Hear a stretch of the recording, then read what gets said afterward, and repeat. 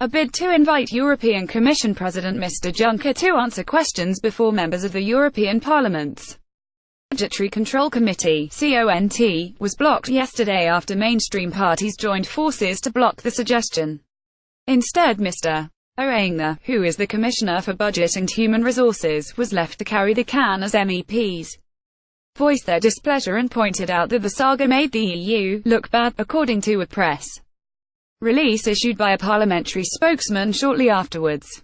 Green MEP Bart Staes, who was at the hearing, said, "The main questions remains, what are the urgent, severe and serious reasons that Juncker brought into use the Article 7 appointment instead of going through an open competition under Article 29, and why was Oettinger only informed of the retirement of Italiana on 20 halves, knowing that Juncker was aware of the retirement already in 2015 and knowing that Alexander Italiana reminded Juncker on his intention to take his retirement early 2018. Getty Jean-Claude Juncker gave a speech in Bulgaria on the day MEPs discussed Mr Selmayr's appointment to European Parliament European Commissioner Günther Oettinger at the European Parliament's CONT committee hearing. "Isn't that a show of mistrust from Juncker towards Oettinger?" Mr Staes said.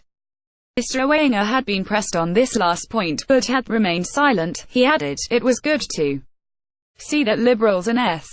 Ingeborg Grassel acts as an impartial committee chair."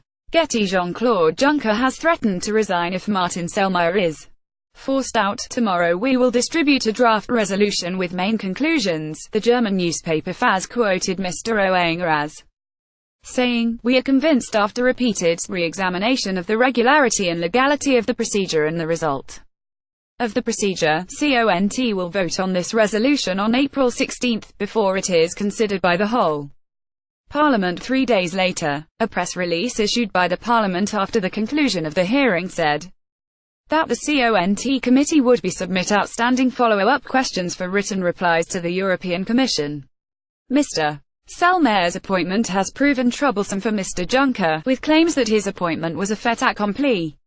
Mr Juncker has remained defiant in the face of criticism, at one point claiming he would resign were Mr Selmayr, who before landing his new job was his chief of staff, was forced out.